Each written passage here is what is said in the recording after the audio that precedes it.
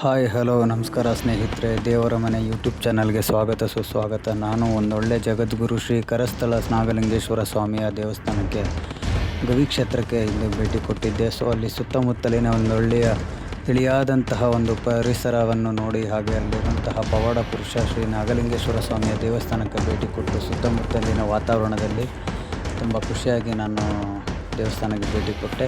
ಹಾಗೆ ಆ ದೇವಾಲಯ ನೋಡ್ತಾ ಇದ್ರೆ ಮೈಯೆಲ್ಲ ಒಂಥರ ರೋಮಾಂಚನಕಾರಿ ಆಗ್ತಿತ್ತು. ಹಾಗೆ ಸುತ್ತಮುತ್ತ ನೋಡಿದಾಗ ಬೆಟ್ಟದ ಮೇಲೆ ಒಂದು ಒಳ್ಳೆ ಪರಿಸರನ ವ್ಯೂ ಮಾಡಿದೆ. ದೇವಸ್ಥಾನಕ್ಕೆ ಭೇಟಿ ಕೊಡಲೇಬೇಕು ಅಂತ ಲಾಸ್ಟ್ ಟೈಮ್ ಹೋದಾಗ ನನಗೆ ಭೇಟಿ ಸಿಗೋಕ್ಕೆ ಸ್ವಲ್ಪ ಸಾಧ್ಯ ಆಗಲಿಲ್ಲ, ಯಾವುದೇ ಎಮರ್ಜೆನ್ಸಿಯಿಂದ ನಾನು ಬಂದುಬಿಟ್ಟೆ. ಸೊ ಈ ಸಲ ದೇವರೇ ಕರೆಸ್ಕೊಂಡಿದ್ದಾನೆ ಅಂತ ಅನ್ಕೋತೀನಿ.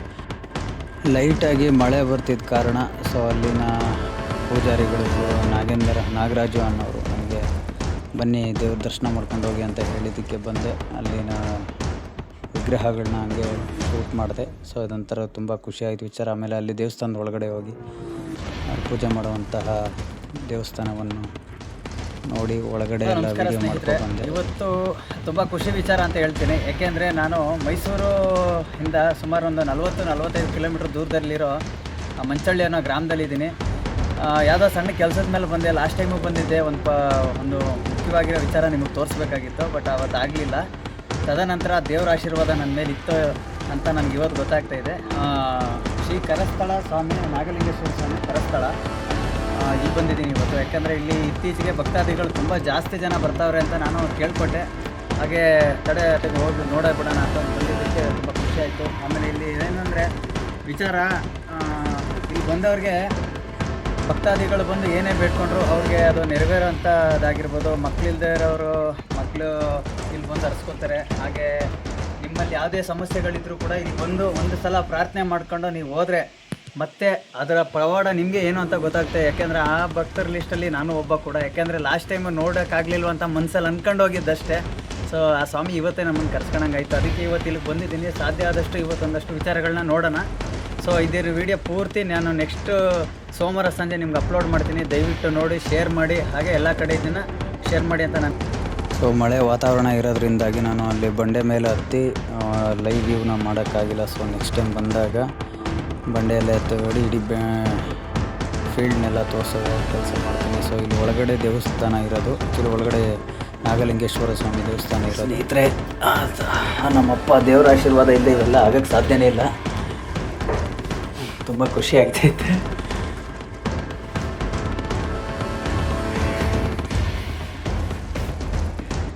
ನೋಡಿ, ಹೊರಗಡೆಯಿಂದ ಬಂದೆ ನಾನು. ಒಳಗಡೆ ಬಂದಾಗ ಒಂದೊಂಥರ ಮೈಯೆಲ್ಲ ರೋಮಾಂಚನ ಆಯಿತು. ಶ್ರೀ ನಾಗಲಿಂಗೇಶ್ವರ ಸ್ವಾಮಿ ದೇವಸ್ಥಾನ ಒಳಗಡೆ ಒಂದು ಬಂಡೆಯ ಗುಹೆ ಒಳಗಡೆ ಬರಬೇಕು. ಅಲ್ಲಿ ನಮ್ಮ ಪುರೋಹಿತರು ಪೂಜಾರಿಗಳು ಕೂತಿದ್ದಾರೆ. ಹೋಗೋಣ, ತುಂಬ ಖುಷಿ ವಿಚಾರ. ನಮಸ್ತೆ ಅಪ್ಪಾಜಿ. ತುಂಬ ಖುಷಿ ಆಯಿತು ಅಪ್ಪಾಜಿ ಇಲ್ಲಿ ಬಂದಿದ್ದು. ನಿಮ್ಮ ಹೆಸರು ಅಪ್ಪಾಜಿ? ಅಪ್ಪಾಜಿ, ಇದು ದೇವಸ್ಥಾನ ಇಲ್ಲಿ ಎಷ್ಟು ವರ್ಷಗಳಿಂದ ಇದೆ? ಇಲ್ಲಿ ದೇವಸ್ಥಾನಕ್ಕೆ ಎಷ್ಟು ವರ್ಷಗಳ ಇತಿಹಾಸ ಇರ್ಬೋದು ಇದು ಮಾಹಿತಿ? ಇದು ಸುಮಾರು 500 ವರ್ಷ ಇತಿಹಾಸ. ಓಕೆ. ಇವರು ಕರಸ್ಥಳ ನಾಗಲಿಂಗೇಶ್ವರ ಅಂತ. ಇವ್ರ ಮೇಲೆ ಸೂಚುಗಳಿದೆ. ಹಿಂದ್ಗಡೆಯಿಂದ ಬಂಡೆ ಮೆಟ್ಲು ಹತ್ಕೊಂಡು ಹೋದ್ರೆ ಸೂಚುಗಳಿದೆ. ಅಲ್ಲಿ ದೊಡ್ಡ ಬಂಡೆ ಇದೆ. ಅಲ್ಲಿ ಘೋರ ತಪಸ್ ಮಾಡಿರೋದು ಇವರು. ಘೋರ ತಪಸ್ ಮಾಡಿ ಇಲ್ಲಿ ವಿಶ್ರಾಂತಿ ತಗೊಳಕ್ ಕೂತಿದ್ದೀವಿ. ಓಕೆ. ಘೋರ ತಪಸ್ ಮಾಡಿ ಈಶ್ವರ ಪಾರ್ವತಿ ಪ್ರತ್ಯಕ್ಷ ಸ್ಥಳ ಇದು. ಇಲ್ಲಿ ನಾವೇನು ಭಕ್ತಿ ಶ್ರದ್ಧೆ ನಂಬಿಕೆ ಅಂತ ನಾವೇನು ಪ್ರಾರ್ಥನೆ ಮಾಡ್ಕೊತೀವಿ ಅದು ನಮ್ಮ ಕಾರ್ಯದಲ್ಲಿ ಯಶಸ್ವಿಯಾಗಿದೆ. ಈಗ ಏನೇ ಆಗಿರ್ಬೋದು, ಹುಡುಗಿ ನೋಡ್ತಿರ್ಬೋದು, ಇಲ್ಲ ಮಕ್ಳು ಇಲ್ಲದೆ ಇರ್ಬೋದು, 5 ವರ್ಷ 10 ವರ್ಷ 15 ವರ್ಷ 18 ವರ್ಷ ಅಂತ ದಂಪತಿಗಳು ಇಲ್ಲಿ ಕುಂಡಿಸಿ ಭಗವಂತನ ತಲೆ ಮೇಲೆ ಹೂವಿಟ್ಟು ಪ್ರಸಾದ ಹಾಕಿರ್ತೀವಿ. ಹಾಗಾದ್ರೆ ಅವ್ರು ಅಪ್ಪನೆ ಕೊಡ್ತಾರೆ, ಇಲ್ಲದ್ರೆ ಕೊಡಲ್ಲ. ಅದೊಂದೇ ತರ ನಮ್ಮ ಕಷ್ಟ ಏನಿದೆ ಅದೆಲ್ಲ ಪರಿಹಾರ ಆಯ್ತದೆ. ಇವರು ತಪಸ್ಸನ್ನು ಮಾಡಿ ಕಾಯಕ ಸಮೇತ ಕೈಲಾಸಕೊಂಡಿದ್ರು. ಪಾದರಕ್ಷೆ ಬೆಟ್ಟದ ಕಡಿ ಎಲ್ಲ ಹುಡುಕೊಂಡು ಹೋದ್ರು. ಬೆಟ್ಟದ ಕಡಿ ಮುಡಿಸಿ ಸ್ವಾಮಿ ಕೊಡ್ತಂತೆ. ಪಾದರಕ್ಷೆ ನೋಡಿ ಅದು ಸಮೇತ ಇದೆ. ಇದು ಹೊಸದು, ಅದು ಹಳೆಯದು. ನೀವು ಎಷ್ಟು ವರ್ಷದಿಂದ ಇಲ್ಲಿ ಸ್ವಾಮಿಗೆ ಸೇವೆ ಸಲ್ಲಿಸ್ತಾ ಇದ್ದೀವಿ? ನಾವು ಸುಮಾರು ನಮ್ಮ ತಾತ ಮುತ್ತಾದ ಕಾಲದಿಂದ ಮಾಡ್ತಾ ಇದ್ದೀವಿ. ನಮ್ಮ ಹಿರಿಯರಿಂದ ನಾನು ಮಾಡ್ತಾ ಇರೋದು. ಓಕೆ. ಮೈಸೂರು ಮಹಾರಾಜರು ಗೊತ್ತಿರೋ ಮೊದಲು ತಾತ ಪೂಜೆ ಮಾಡ್ಬೇಕು. ಜಿ ಚಾಮುಂಡಿ ಒಡೆಯರು ಕೈತ ದೇವರು ಬರ್ತಾ ಇದ್ರು. ಅವಾಗ 101 ಬೆಳ್ಳಿ ಕಾಯಿನ್ ಕೊಟ್ಟರು. ಅದರಲ್ಲಿ ಬೆಳ್ಳಿ ನಾಗರನ್ನ ಮಾಡಿಸಿದ್ದೀನಿ. ಅದು ಕಾರ್ತಿಕ್ ಮಾಸದಲ್ಲಿ ಬರ್ತೀನಿ. 4ನೇ ಸೋಮವಾರ ಆರಾಧನೆ ಇರ್ತದೆ. ಇಲ್ಲಿ ಎಲ್ಲ ಮಾಡಿಸ್ತಾರೆ. ಕೃಷ್ಣವರೆಲ್ಲ ಸೇರಿ, ನಮ್ಮ ಗ್ರಾಮದವರೆಲ್ಲ ಸೇರಿ ಮಾಡಿಸ್ತಾರೆ. ಅವಾಗ ಬೆಳ್ಳಿ ನಾಗರನ್ನ ಆ ಕಡೆ ಪೀಠದಲ್ಲಿ ಮುಡಿತೀನಿ. ಅದನ್ನ ನೋಡೋಕ್ಕೆ ಸುಮಾರು ಜನ. ಅವತ್ತಿಗೆ ಭಗವಂತನಿಗೆ ಕಿರೀಟ ಕವಚ ಎಲ್ಲ ಧರಿಸ್ತಿದ್ದೀನಿ. ಇಲ್ಲಿ ವಿಶೇಷ ಅಮಾವಾಸ್ಯೆ ದಿನ ಎಲ್ಲ ಜನ ವಿಶೇಷ ಅಮಾವಾಸ್ಯೆಗೆ ಅಭಿಷೇಕ ಪೂಜೆ ಎಲ್ಲ ನಡೀತದೆ. ಹಾಂ. ಭಕ್ತಾದಿಗಳಿಗೆ ಬರೋರಿಗೆ Okay. ಪ್ರಸಾದ ಎಲ್ಲ ಉಂಟು. ಆ ಸೂಚಿಗೆ ಮೇಲೆ ತಪಸ್ಸು ಕುಂತ್ಕೊಂಡು ನಿದ್ದೆ ದೇವತೆ ಬಂದು ಆವರಿಸ್ಬಿಡ್ತಾರೆ ಇವ್ರನ್ನ. ತಪಸ್ಸೆ ಕಣ್ಣು ಮುಚ್ಚಿದ್ರೆ ತಪಸ್ಸೆ ಕುಂತ್ಕೊಂಡು ನಿದ್ದೆ ದೇವತೆ ಬಂದು ಆವರಿಸ್ಬಿಟ್ಟಾಗ ಕೆರಡ ಬಿದ್ದು ಬಿಡ್ತಾರೆ. ಯಾಕೆ ನಿದ್ದೆ ದೇವತೆ ನನ್ನ ಯಾಕೆ ಆವರಿಸ್ತಾ ಇದೆಯಾ, ನನ್ನ ಬಿಟ್ಟೋಗು, ಬಿದ್ರೆ ನನಗೆ ನೋವಾಗಲ್ಲ ನಿನಗೆ ನೋವಾಗಲ್ಲ ಬಿಟ್ಟು ಪುನಃ ಸೂಚಿಗೆ ಮೇಲೆ ಕುಂತ್ಕೊತಾರೆ. ಬಂಡೆ ಮೇಲೆ ಕುಂತ್ಕೊಂಡಾಗ ಪುನಃ ಕೆರಡ ಬೀಳ್ತಾರೆ.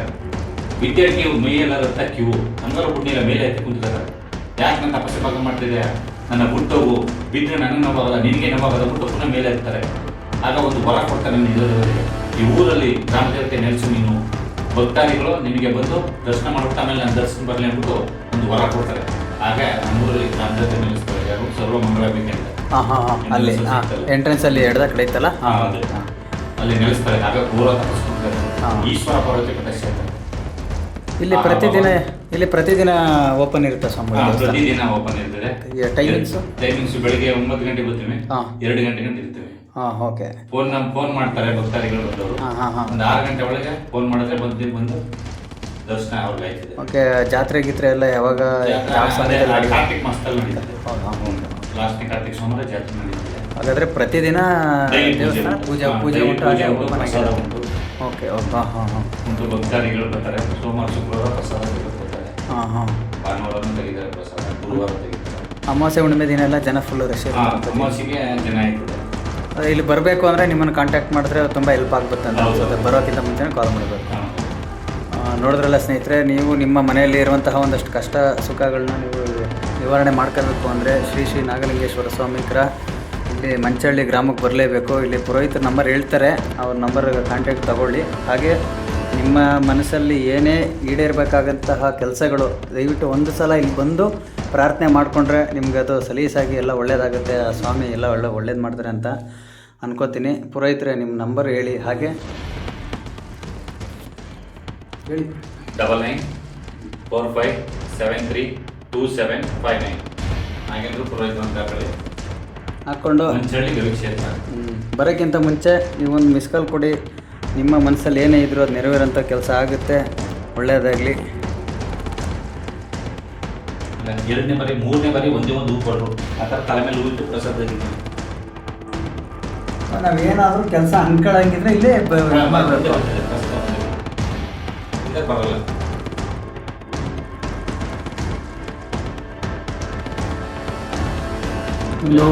ಸ್ನೇಹಿತರೆ, ಇದು ಬಂಡೆ ಕೆಳಗಡೆ ಇರೋಂತಹ ದೇವಸ್ಥಾನ.